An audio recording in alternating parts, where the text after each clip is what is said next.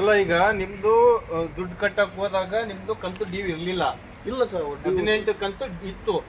18 total 18 ಕಂತು ಇತ್ತು. 18 ಕಂತಿನ ಅಮೌಂಟ್ ಅನ್ನು ಒಂದೇ ಸಲ ಕಟ್ಟಿ ಕ್ಲಿಯರೆನ್ಸ್ ಮಾಡ್ಬೇಕು ಅಂತ ಹೋಗಿರ್ತೀರಿ. ಹೋಗಿದ್ವಿ ಸರ್, ಸೆಟ್ಲ್ಮೆಂಟ್ ಮಾಡ್ಲಿಕ್ಕೆ ಹೋಗಿದ್ದೀರಿ. ಸೆಟ್ಲ್ಮೆಂಟ್ ಮಾಡಕ್ಕೆ ಅಷ್ಟು ದುಡ್ಡು ಬಂದಿದೆ, ನೀವು ಅದೇನು ಸ್ವಲ್ಪ ಒಂದೇ ಸಲ ಅಷ್ಟು ಕ್ಲಿಯರ್ ಮಾಡ್ತೀವಿ, ನಮಗೆ ಅದನ್ನ ಸೆಟ್ಲ್ಮೆಂಟ್ ಮಾಡಿಕೊಡಿ, ಲೋನ್ ಅಷ್ಟು ಕ್ಲಿಯರ್ ಮಾಡ್ತೀವಿ ಅಂತ ಹೇಳಿರ್ತೀರಿ. ಅದಕ್ಕೆ ಅವ್ರು ಸಮಯ ತಗೊಂಡಿರ್ತಾರೆ. ಸಮಯ ತಗೊಂಡವ್ರು ಮತ್ತೆ ತಿರುಗ ಏನು 5ನೇ ತಾರೀಕಿಗೆ ಬಂದ್ರು 5ನೇ ತಾರೀಕಿಗೆ ಹೋಗಿ ಬರ್ಲಿಕ್ಕೆ ಮಾಹಿತಿ ಕೊಡಲಿಲ್ಲ. 10ನೇ ತಾರೀಕಿಗೆ ಬಂದ್ರು 10ಕ್ಕೂ ಹೋದ್ರು ಕೊಡಲಿಲ್ಲ. ಆಮೇಲೆ 21 ಹೋಗಿ ನಾ ಕಟ್ಟೋದಲ್ರಿ ಅಂತ ನೀವು ಗಾಡಿ ಸೀಸ್ ಮಾಡ್ತೇವೆ ಅಂತೀರಲ್ಲ, ಸೀಸ್ ಮಾಡ್ರಿ ನೀವು ಹಂಗಾರ ಅಂತ ನೀವೇ ಹೇಳಿದ್ದು. ಅಂದ್ರೆ ನಾನು ಹೇಳ್ತಾ ಇರ್ತಕ್ಕಂಥದ್ದು, ನೀವು ಬ್ಯಾಂಕಿಗೆ ದುಡ್ಡು ಕೊಡೋದಕ್ಕಿಂತ ಮುಂಚೆ ಅವರು ನಿಮ್ಗೆ ಡೇಟ್ಗಳು ತಗೊಂಡು ಡೇಟ್ ಅನ್ನು ಮುಂದೆ ಹಾಕ್ತಾ ಇದ್ರು. ಗಾಡಿ ಬಂದು ಎಲ್ಲಿ ಹಿಡಿದಿದ್ದು ನಿಮ್ದು? ಗಾಡಿನ ರಿಂಗ್ ರೋಡ್ನಲ್ಲಿ, ಶಾಮನೂರ್ ರೋಡ್ ರಿಂಗ್ ರೋಡ್ ಅಲ್ಲಿ ಡಿಸಿ ಆಫೀಸ್, ಡಿಸಿ ಮನೆಯವ್ರ ಹತ್ರ ರಿಂಗ್ ರೋಡ್ ಅಲ್ಲಿ ಹಿಡಿದ್ದಾರೆ. ಅಲ್ಲಿ ಯಾರ್ಯಾರು ಬಂದಿದ್ರು? ಈ ಅವ್ರು ಇಬ್ಬರು 4 ಬಂದಿದ್ರು ಸರ್. ಸೀಜ್ ಮಾಡ್ಲಿಕ್ಕೆ 4 ಬಂದಿದ್ರು. ಅವ್ರ ಹೆಸರು ಗೊತ್ತಿಲ್ಲ ಸರ್. ಅವ್ರದ್ದು ಫೋಟೋದಾಗ ಇಕ್ಕೆ ಮನೆಯವರು ಫೋಟೋ ಇದೆ. ಫೋಟೋ ಐತೆ. ಅದನ್ನ ನೀವು ಸ್ಟೇಷನ್ಗೆ ಬಂದು ಕಂಪ್ಲೇಂಟ್ ಕೊಡ್ತೀರಾ? ಎಷ್ಟೇ ತಾರೀಕು ಕೊಡ್ತೀರಿ? ಈ ಜನವರಿ 14ನೇ ತಾರೀಕಿಗೆ ಬಂದು ಕೊಟ್ಟರು. ಜನವರಿ 14ನೇ ತಾರೀಕು ಕೊಡ್ತೀರಿ. ಇಲ್ಲಿ ಜನವರಿ 15ನೇ ತಾರೀಕು ಅಂದ್ರೆ 14ನೇ ತಾರೀಕು ಸಾಯಂಕಾಲ ಬಂದು ಕೊಟ್ಟಿರ್ತೀರಿ. 15ನೇ ತಾರೀಕು ಲೆಕ್ಕ ಇದೆ.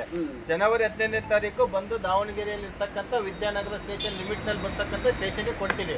ಅದಾದ್ಮೇಲೆ ಸ್ಟೇಷನ್ ಇಂದ ನಿಮಗೆ ಏನಂತ ಮಾಹಿತಿ ಬರುತ್ತೆ? ನಮಗೆ ಸ್ಟೇಷನ್ನಿಂದ ಏನು ಮಾಹಿತಿ ಬಂದಿಲ್ಲ. ಅವ್ರು ಕರೆ ಕಳಿಸ್ತೇವೆ ಅಂದ್ರು.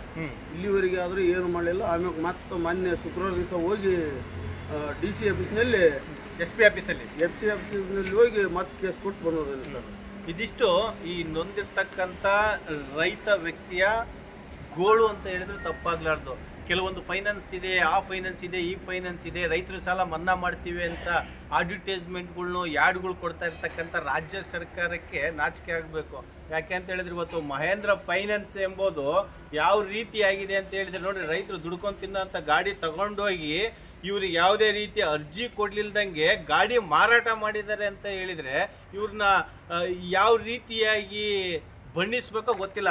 ಅದೇ ರೀತಿಯಾಗಿ ಇದೇ ಹೋದನೇ ತಿಂಗಳು ಜನವರಿ 15ನೇ ತಾರೀಕು ಕೊಟ್ಟಿರ್ತಕ್ಕಂಥ ಕಂಪ್ಲೇಂಟ್ಗೆ ಇಲ್ಲಿವರೆಗೂ ಯಾಕೆ ವಿದ್ಯಾನಗರ ಸ್ಟೇಷನ್ ಲಿಮಿಟಲ್ಲಿ ಮೂವ್ ಮಾಡಿಲ್ಲ? 2ನೇ ಮಾತು. ಇವತ್ತು ಬಂದಿದ್ದಾರೆ ವಿದ್ಯಾನಗರ ಸ್ಟೇಷನ್ಗೆ.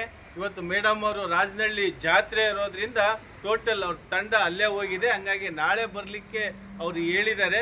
ಹಾಗಾಗಿ ನಮ್ಮ ಒಂದು ಚಾನಲ್ ವತಿಯಿಂದ ನಾಳೆ ಮೇಡಮ್ ಅವ್ರ ಹತ್ರ ಮಾತಾಡಿ ಇದ್ರದ್ದು ಏನಿದೆ ಕ್ಲಿಯರ್ ತಿಳ್ಕೊಳ್ಳೋಣ.